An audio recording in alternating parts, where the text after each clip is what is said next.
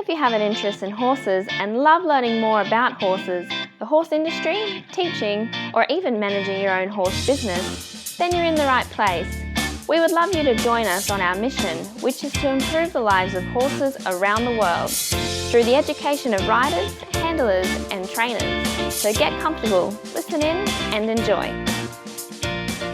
We've got Daisy Bicking today, all the way from the US, and she's going to talk to us about horse health and care and integrated hoof care.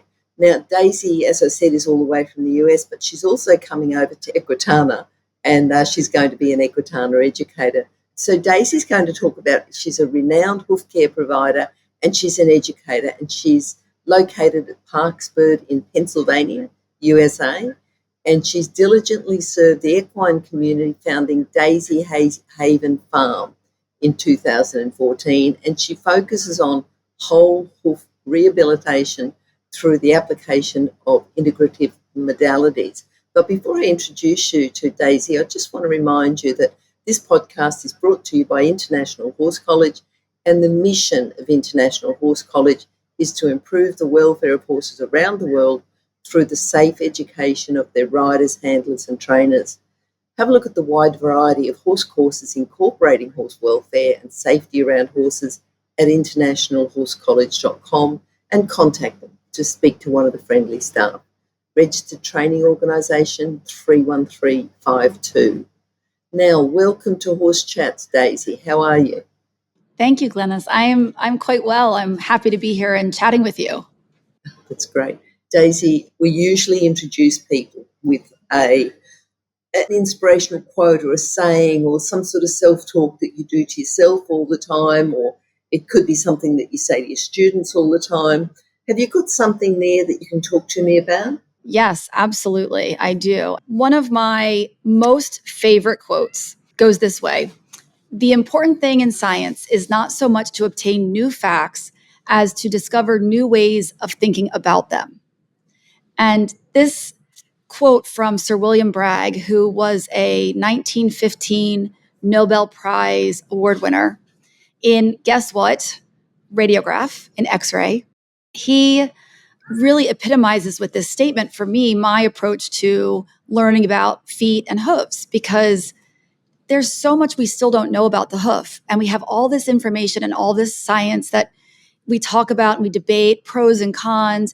And yet at the same time, it's really about how we organize that information and what we do with the information that's most important, as opposed to really deeply discovering new things, because we actually know quite a lot, which is amazing, right? So it reminds me to, just be humble about all I'm doing is organizing the information in a way that has helped me help horses, and I want to help other people help horses that way too. Look, I think that's wonderful. You've been a bit of a trailblazer in hoof care, but tell me something, how did you actually get into this, into hoof care? I mean, you obviously got, a horse background, but, focusing on, and people start off with horses, and they ask their parents to get a pony and everything else. But then they go into different areas, and you've really, really gone into hoof care, not just as a scientist, but as a horse person, I presume. So tell us how you got started. What's the story there? Yeah. So, I wanted to be a veterinarian when I was younger, but I was worried about being heartbroken, seeing horses suffer. And so I decided early on that I didn't want to have a horse career. I wanted to enjoy them as my hobby and my love. And so I ended up going into art, and I was a sculptor. I made, believe it or not, fine jewelry. And so through that, I was able to acquire horses and build a nice small horse farm for myself at a young age with my young family. And then, of course, like a lot of us that got into hoof care, I've been a farrier now professionally full-time for almost 21 years. And back then in 2003, my horse, who I was competing with and riding and enjoying, his feet fell apart. And he ended up with some pretty significant laminitis. I had a fantastic farrier at the time who actually put the rasp in my hand and said, "You can help me with your horse, but you're going to learn on your other horse first." I had 2 horses at the time. And little did I know that hooves for me were going to be art. They were going to be sculpture. And so I immediately fell in love with it. and was able to help not only my own horse, but recognize a true calling to help other horses that had gotten sick like mine. He had, of course, metabolic laminitis, which we were learning a lot about at the time, and started a whole new career. And every day I feel like I get to do arts and crafts, right?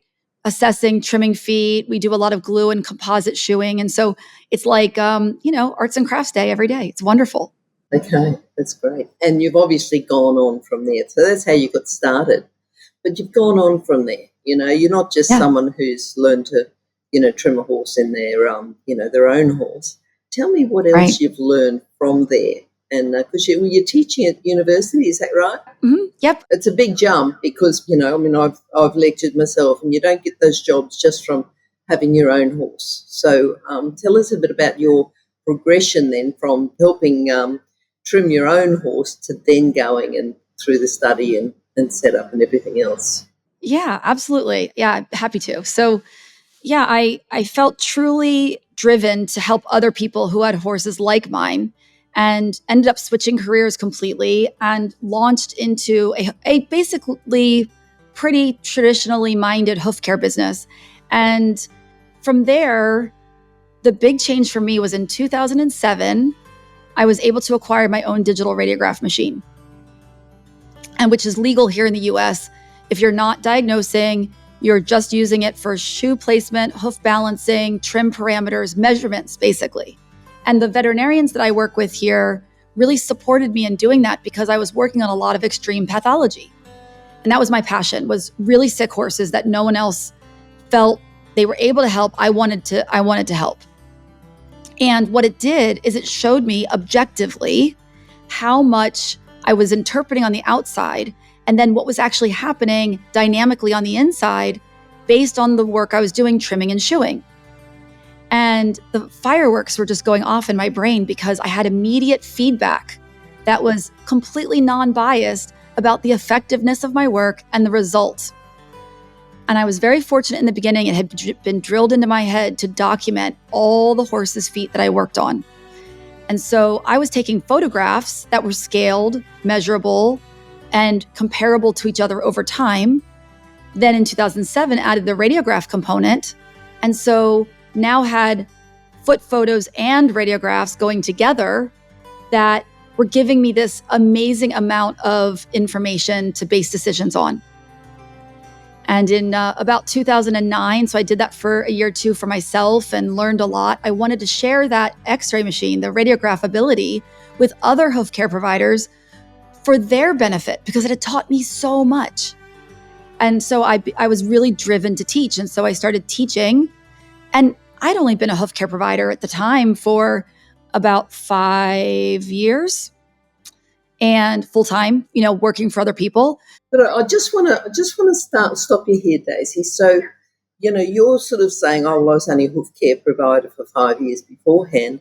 But how many hoof care providers take photos, measure them, go out and buy, specialist machine and put that much detail into their hoof care work? So while you might have been a hoof care provider for 5 years, you've probably done 4 times more than any other hoof care provider. So you've got like 20 years experience in that time, so I think that's more, and coming on and giving a quote like that, that's the scientific background, the scientist in you. So I can see that you would have developed quite a lot of knowledge within that time.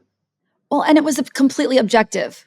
It wasn't my opinion, right? It was, I saw this, I did this is what happened. And we needed to decide if that was in the horse's best interest and desirable or not. That was it. So I felt very empowered to share and teach, even though at the time I did feel a little green around the ears. But, you're right. The benefit of that documentation was amazing feedback and advanced my understanding immeasurably, right? So, after teaching since 2009, in 2014, I started the school officially because I wanted to give back to those that had been studying with me for years. I wanted to give them something that they could say, I've mastered this body of knowledge. And I started an endorsement. And then that kind of migrated from there. And at the same time, I was also speaking all over the world and traveling all over the world, teaching and helping other farriers and hoof care providers, helping horses, and have had some really amazing opportunities because of that. So it's been quite the journey, really. And I'm sure that as you're going now, like you're going, I know you're teaching at Equitana, it's not just you teaching at Equitana, you've got the opportunity then to listen to some other sessions, meet some more people, experiment, see, just see how we do things a bit different here. There might be products that are available here and not available over there, or vice versa. You might have something, talk to someone here about a particular product which is not available. So in turn, then you're helping Australians with different products or different techniques. So, appreciate you coming all the way over. Thank you. Yeah. Yeah. I focus a lot on my own education as well. I'm always learning.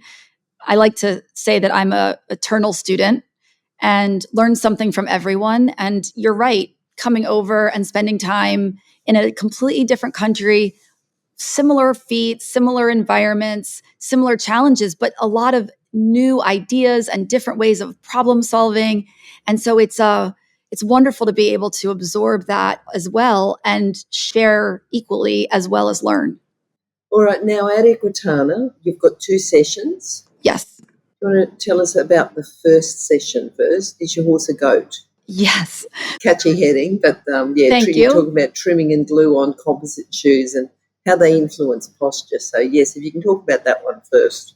Absolutely. I'm happy to. So that demonstration will actually be with a live horse, and it's about looking at what posture, how the horse arranges itself in stance at rest, what that tells you about how is the hoof care and other things about the horse actually supporting them systemically over time to minimize or, unfortunately, decompensate from the wear and tear of life. So it's a complicated way of saying that by observing posture, we can really dial in on how our horse is integrating into domestication.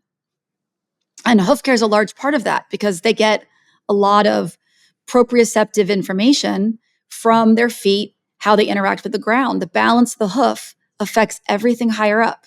So the goal of the demonstration is for everyone to be able to observe a horse in a compensatory posture and then learn how, by influencing the hoof balance in a subtractive way through our trimming, and then as needed in an additive way with some creative materials, how we can directly influence the interface of the hoof meeting the ground and how the horse organizes itself above that with gravity. Daisy, if someone, is thinking about a career or may have even done a little bit of trimming of their own horses in between their professional visit, how would you recommend that they go in and learn more? Or is it like just going out with another provider, someone who is a professional, not just one, probably going with a variety of them so they can learn bits and pieces from each other and probably, just compare? Because sometimes if you learn everything from one person, you're only learning that person's knowledge. But if you're learning from a few different people, what would you recommend for them to get started if they're thinking about this sort of career? Yeah, great question. So I learned personally from as many people as I could catch up with. And I have certifications and endorsements from a variety of different places. One is the International Association of Professional Farriers. They do a lot of educational events that are great for different audiences, including those that want to get started.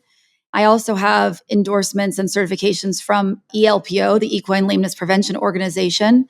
And so, I've tried to go out myself and learn from as many different people as I can, as many different schools as I can. And the benefit of a certification, of course, is in the process you go through in the education to earn the certification. It's not really in the certification itself, right? So if someone wanted to start out, there are so many different ways that you can do that. There's certainly an immense amount of information available through social media and those kinds of things. And that's a good place to start researching educational opportunities. There are a lot of hands-on courses that you can take. There are formal programs you can enroll in. We offer through the International School of Integrative Hoof Care, we offer horse owner courses. We offer more foundational programs where you can dive in on a very in-depth level, but covering your core foundation. And then we even have a professional level certification program that is a graduate level program to, that in depth and with that kind of workload as a part-time investment to really immerse and learn. So my goal personally is to offer different kinds of education that everyone can find something that they want to start with. But there's so many different places you can do that I would encourage someone to learn from everywhere that they can. There's no wrong way, Glenys. It's really amazing how we can help each other now. Yeah. I think there's two things there, just to do with you said about the certification is the start.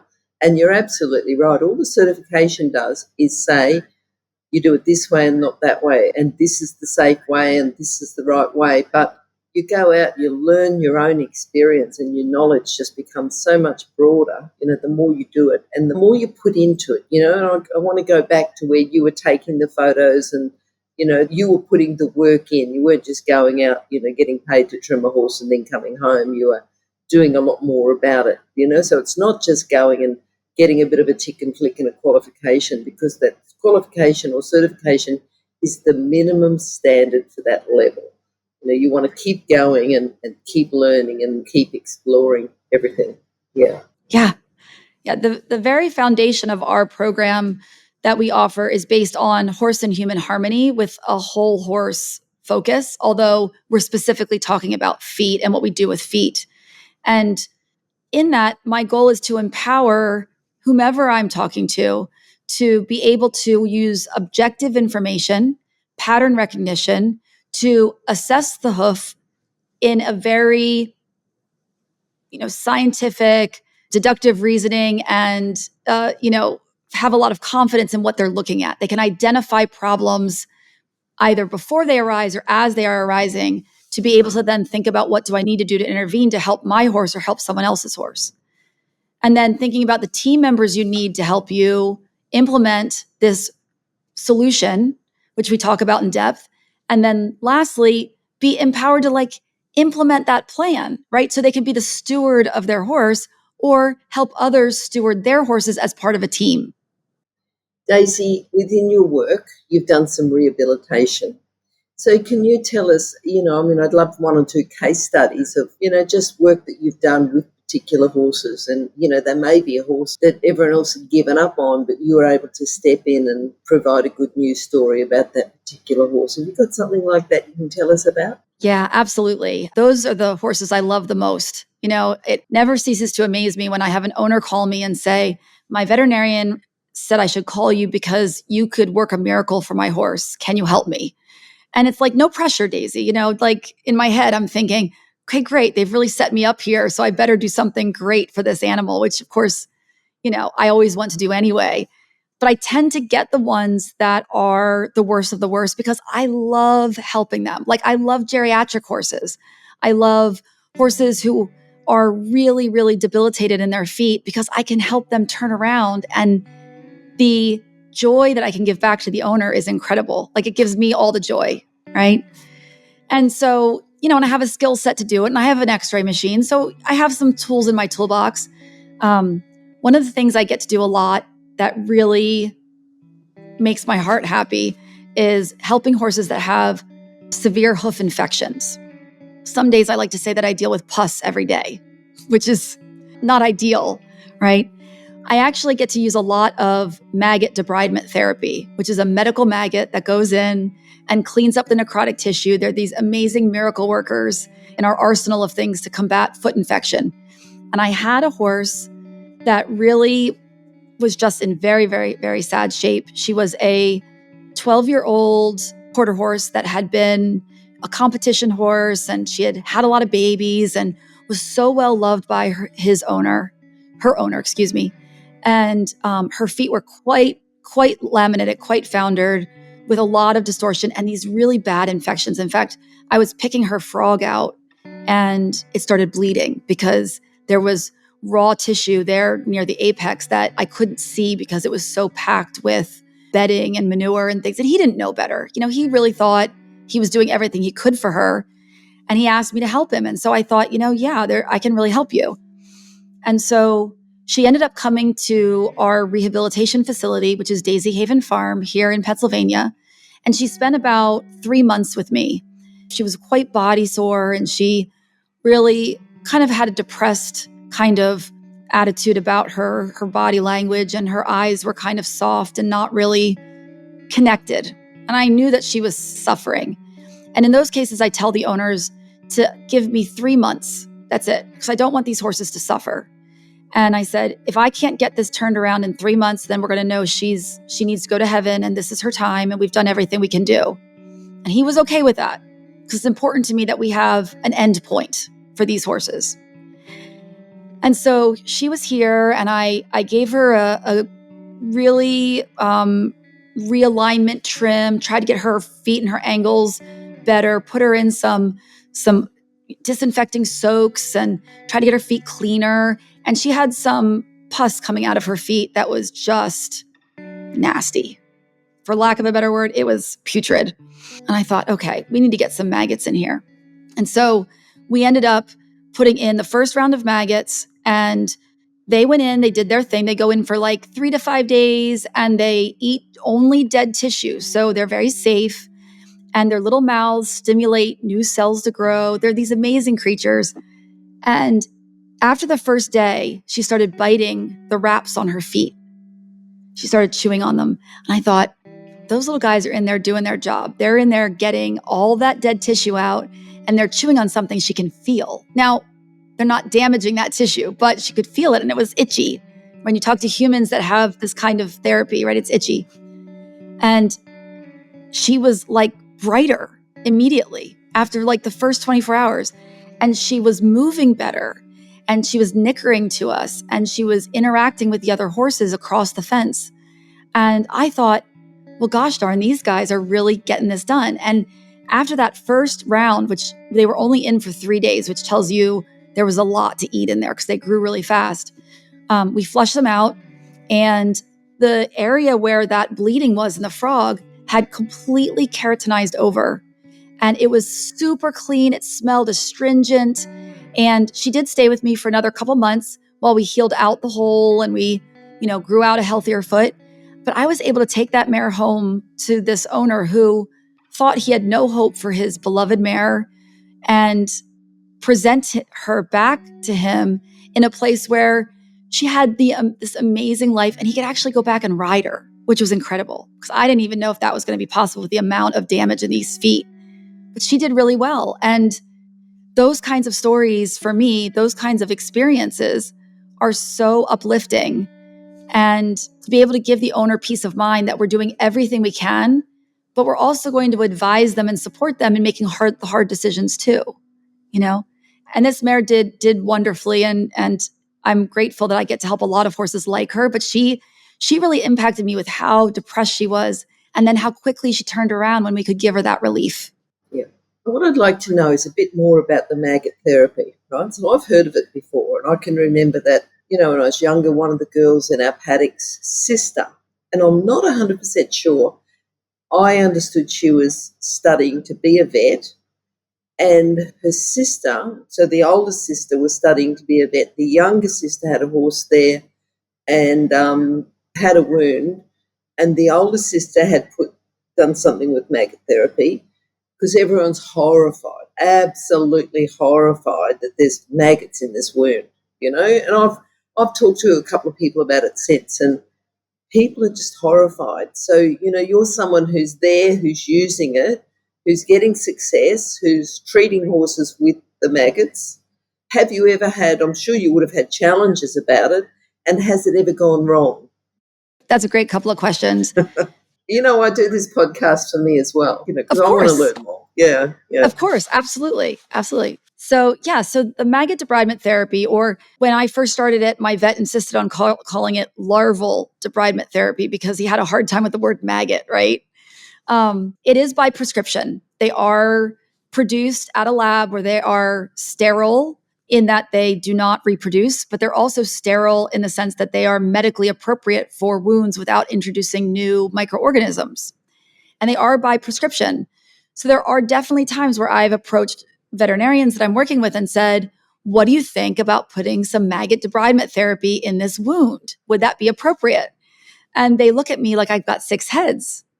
Because to them, of course, they find maggots in the worst of the worst, putrid, penetrating wounds, disgusting smells. But for me, I put them in those disgusting wounds. They go in, they clean it up, and it becomes clean.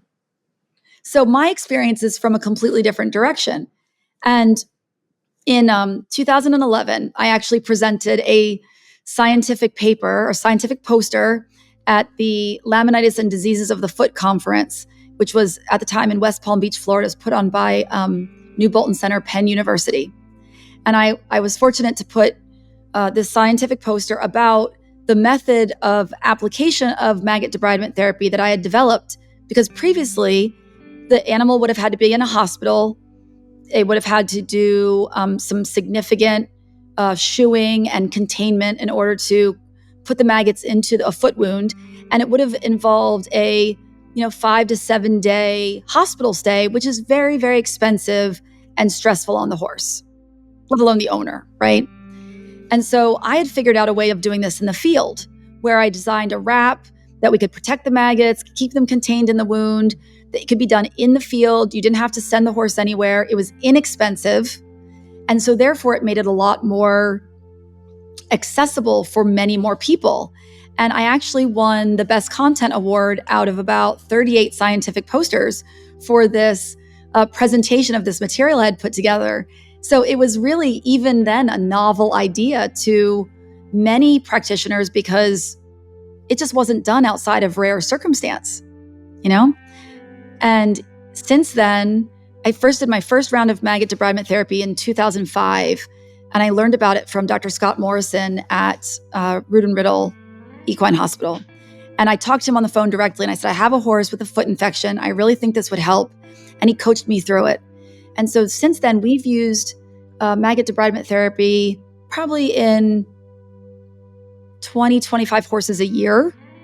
And there have, knock on wood, never been any negative consequences from doing it. Sometimes they don't do as much as we'd like, and we need more than 1 round, 2 rounds to really get ahead of an infection. However, because they only eat dead tissue, if there's nothing there for them to eat, they die.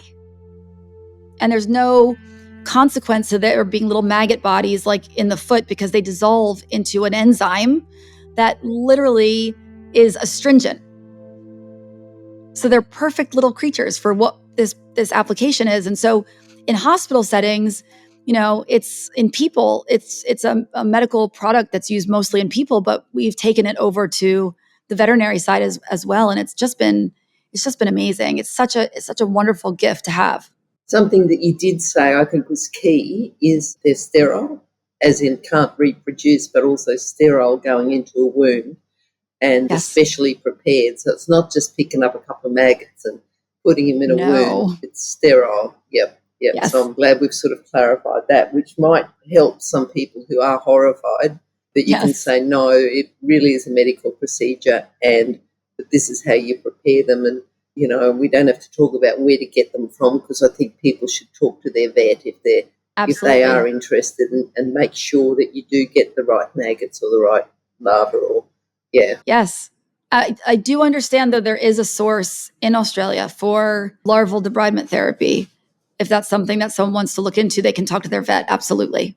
All right. Now, is there anything that, we've sort of covered a fair bit, but is there anything else that you think that I should have included for our listeners? And this could be people going to Equitana, not going to Equitana, but just generally, as far as equine hoof care, anything that is really relevant to horse owners? Well, we didn't talk about my other presentation. Oh, please. Yep. Tell us about that. Okay.